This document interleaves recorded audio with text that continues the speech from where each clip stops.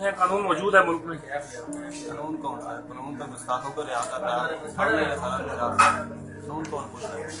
आपका नाम क्या है? खतीब हुसैन। मुतमईन है आप जो काम किया?